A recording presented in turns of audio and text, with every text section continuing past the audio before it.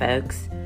The Field and Garden Podcast is honored to be partnering with the Growing for Market magazine. They have been publishing practical ideas and information for direct market flower and vegetable growers for over 31 years.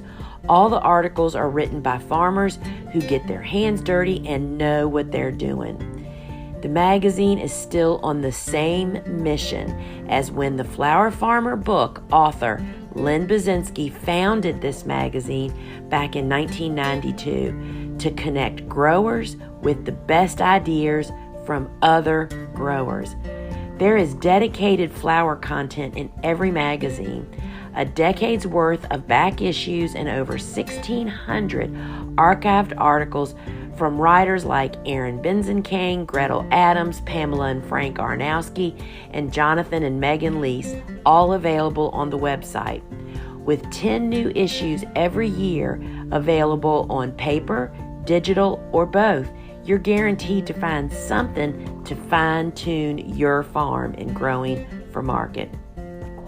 So if you do farmers markets, CSA, farm stands, pick your own, florist sales, or wholesaling, whether you're a commercial grower or you just want to grow like one, subscribe to Growing for Market for the nitty-gritty details of growing, marketing, and the business of local farming. And I have a special offer for you. Use the coupon code WORKSHOP to get 25% off any subscription to the original Farmer to Farmer magazine at growingformarket.com. Hey folks, welcome back to the Field and Garden Podcast. It is your friend Lisa Mason Ziegler, and thanks for dropping in. And today I'm talking dream big, but don't get lost in the weeds.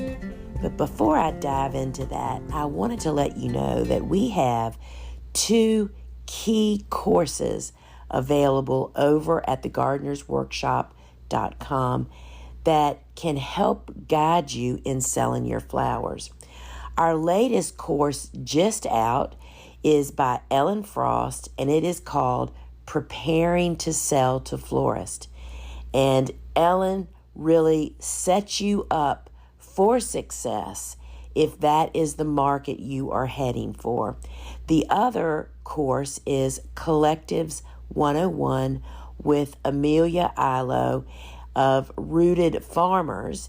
And Amelia is really giving you the insider's look and how to, and what type of work collectives are doing. What is a collective?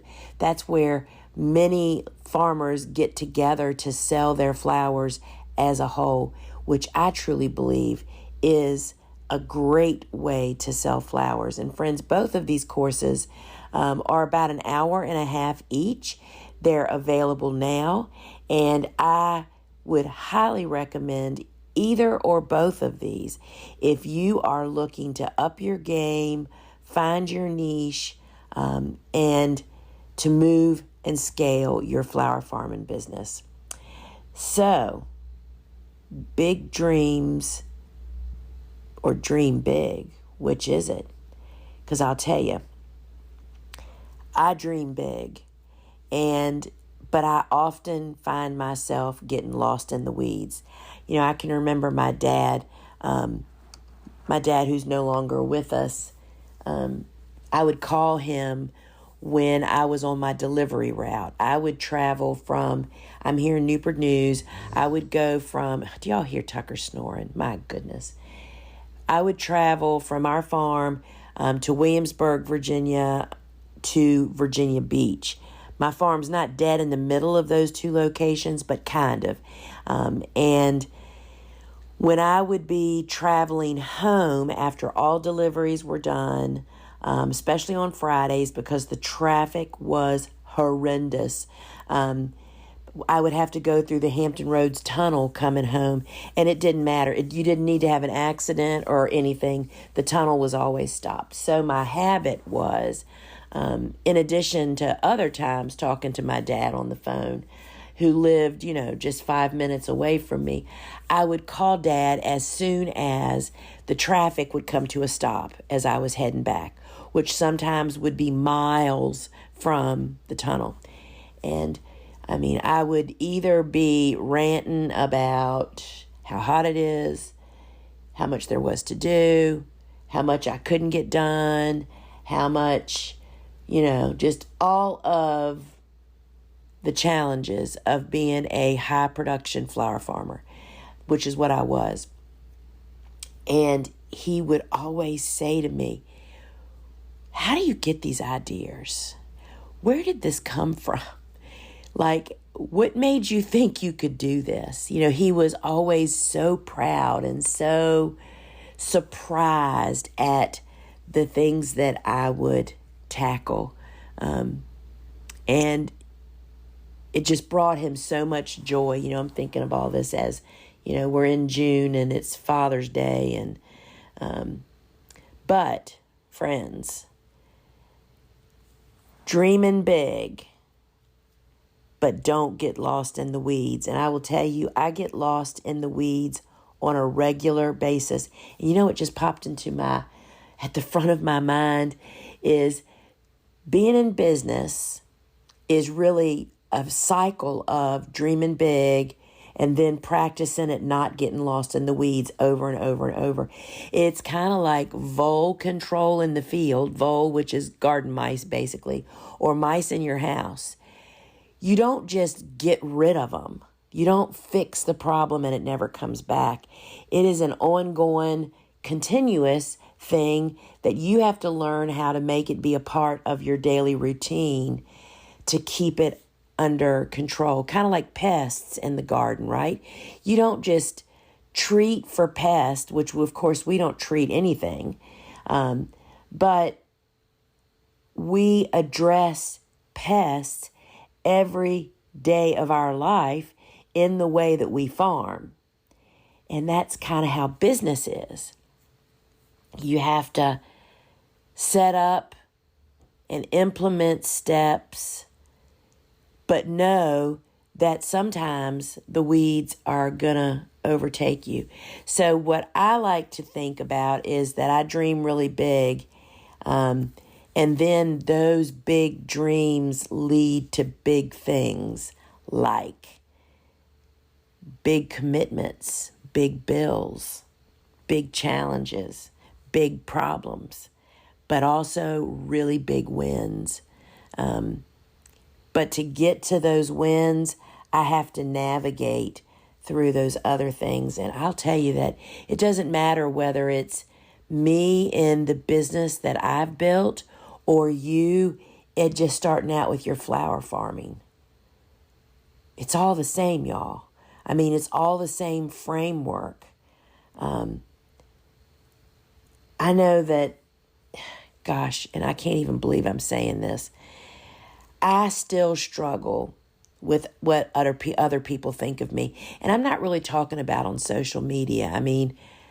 I don't feel like I post to put on an image of what's not really going on here. I actually think I'm the complete opposite of that.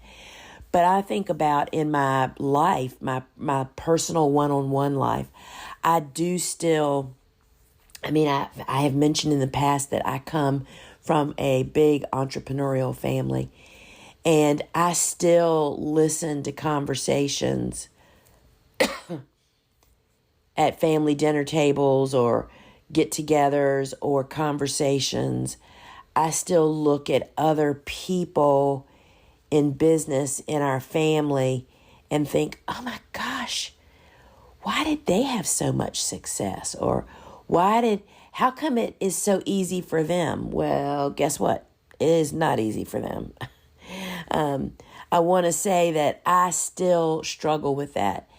It's easy when I get all pumped up and say, you know what? I'm just putting down my head and doing the work, getting up and doing it every single day.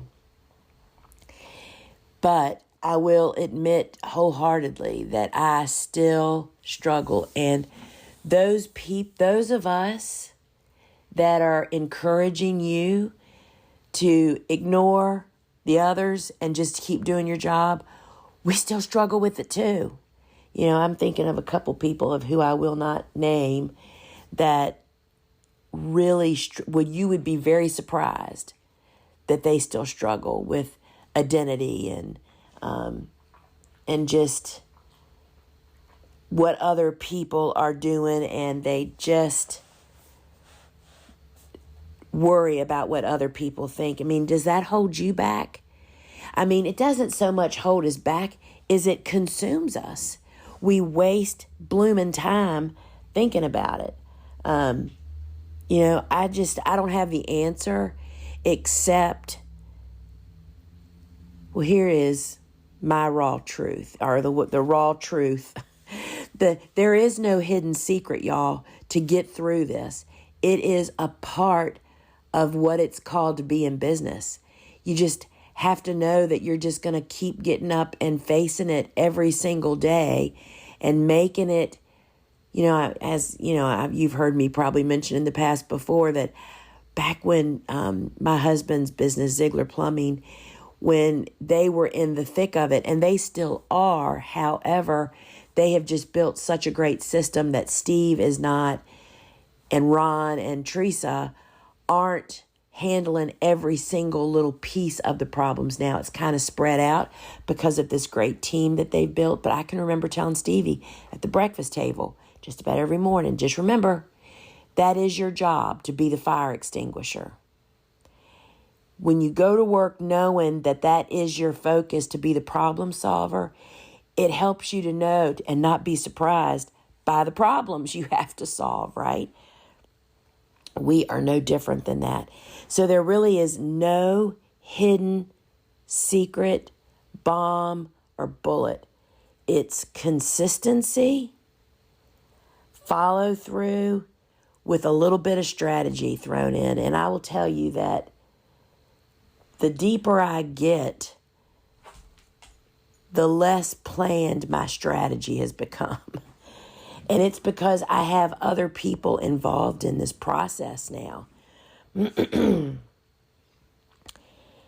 a great example of this is, several years ago, as I moved my, teaching is my passion. Helping other people, helping other farmers, helping home gardeners. I loved, y'all, going and traveling and speaking to garden clubs and to master gardener groups and just telling them what I was doing and how they could apply that to their situation, their home garden, how to be pesticide free, how to grow cut flowers, how to be as maintenance free as possible. I totally and completely loved, at the end of my hour-long program, being mobbed by people saying, oh my gosh, I never thought about doing it that way, or holy cow, I'm going to try that, or, no wonder I've been struggling. No wonder I've had failures. I thrived under those circumstances. Because sharing with people how it seemed pretty rosy, but then the reality of taking care of all of it, I just loved helping people get through that. So as I went from being this person that for over 10 years traveled a lot, did a lot of speaking, a lot of teaching, and I made the decision that I was bringing it all home, meaning that we were going to go virtually. We were going to go online. And this was a couple years before the pandemic, because that was a lot of hard work. Not only, might I mention, I was farming at the same time that I was doing that. It was significantly difficult on all levels, on me, on my sister who traveled with me, on the farm staff, it was just, life was really, really crazy. It was an enormous undertaking. So when I made that decision that we were going to transition to staying home, to doing from the farm as much as I could possibly, to improve our quality of life, our business, and to build our business. And then this was not my focus in the beginning, but we could reach more people and we could do it more efficiently. You know, when I would go and speak to a garden club, whether it was 30 people or 100 people, or at a conference, you know, that was 1,000 people, I would go there and speak to those people. Then I would have a Q&A, and then I would socialize with those people for an hour afterwards. And we would always have our pop-up shop and we would sell all of our stuff. Then that was really the end of my relationship with those individual people. They didn't really have access to me. And there's just no way that you could privately address and answer those questions that those people may have a week later or a month later, right? I mean, for me to sit down and write all these individual emails, it just couldn't be done. I tried, trust me, tried for a long time.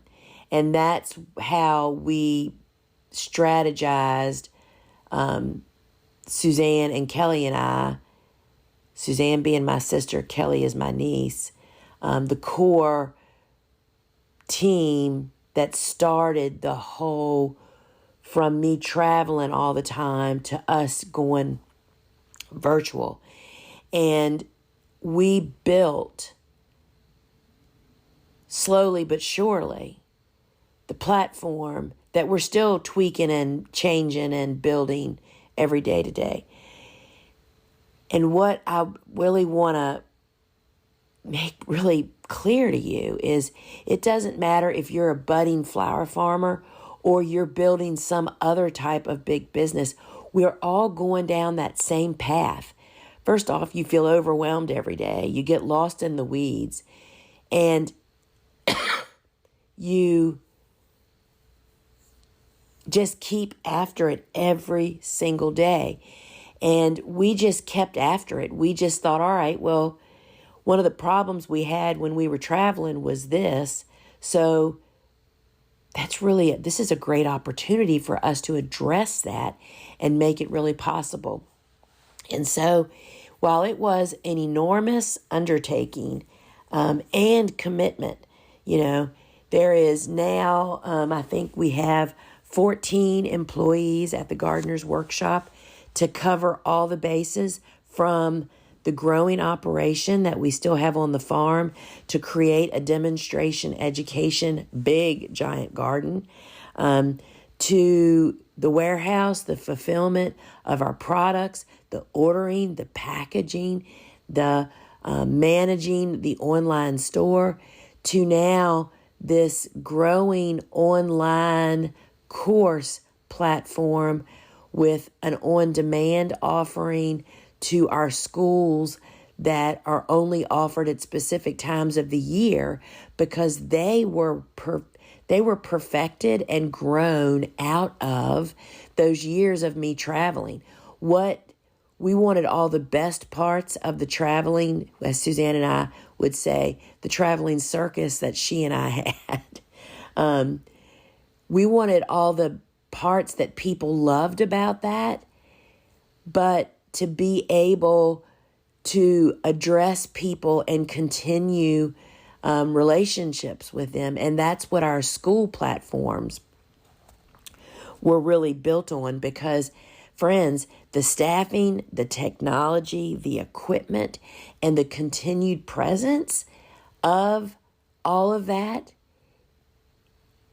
is right back to big bills, big commitments, big challenges, big problems, but also really big wins. And it is so easy for me to get caught up in the enormousity, if I can't even say the word, the enormous load, if I let it weight me down. But it all started with one girl reading the book, The Flower Farmer by Lynn Basinski, that fell in love with flowers and growing flowers. And she did it. And she did it every day even on the day she didn't think she was even going to be able to sell those flowers because she really didn't have committed customers yet. And it was August and nobody bought flowers back during August if you didn't have the right customers. But I still got up and started seeds, planted flowers, cut flowers, composted flowers, and kept after it and kept doing it because I loved it all, right? Most of the time. It's so easy to have a big dream and to quickly get lost in the weeds. And it's kind of like the people that go on to become successful flower farmers. They figure it out and focus. Not everybody has the stamina or I'm not going to say the resources or the circumstances because I think those don't matter. I think anybody that wants to can do it. It is having your mind in the right place so it controls your heart that leads you to success. Because so many of us allow our heart to rule. Boy, I could go down a deep rabbit hole on this. That is true in all things in life. I mean, is that not what the whole tough love it thing is, right? I mean, it's like because you love something so much, you have to make the right decisions. You can't let your heart rule that. And I'll be really honest. I truly believe that the largest pool of people that are flower farmers or want to be flower farmers or are budding flower farmers truly, really want to have a giant garden, grow and cut flowers. They want to live that life of tending, cutting, messing with those flowers to prepare them to sell those flowers, to create profit and income, to make some money, but to not give up their life. Do you know what I mean? It's like that's what draws us, right? Is to have this beautiful garden that we actually cut the flowers and sell the flowers, make some money, and have it be a great part of our life. That's what draws most of us in, but we quickly get overcome with weeds. That happens to me on a regular basis, even as my business, or even more so now. I have different weeds than you might have, but it is still a daily challenge as we are looking to move our warehouse fulfillment center operation. Actually, a year from now, we have a building in place that we'll take possession of next year. And I said to our warehouse manager, Rhonda, just in casual conversation, and I realized it was at the forethought of her mind of what was going to happen. I said, well, we're still just going to follow the same storyline that I've always had. We just sell the stuff that I'm using on the farm, those things that we have found to be like invaluable. You just I can't garden or farm without them. And to keep building our seed offering and the way we're offering it, I'm not looking to add a bunch of new products. And Rhonda said to me, oh boy, good. I'm glad to hear that. And I knew then that she had been thinking, oh my gosh, when we have more space, are we going to be selling more different stuff? Well, our kind of niche or my focus that I've tried to stick to is that we only sell those things that we use. I mean, that's the point, right? Is that we sift out all of the stuff that you don't know if it works or is it really helpful or is it really necessary or, it's why we only sell I have one hand tool that we sell, the hand hoe, right? The Japanese hand hoe. We do have 2 stand-up garden hoes because they both kind of do a little bit of a different job, and it really depends on the style of gardening that you do. You know what I mean?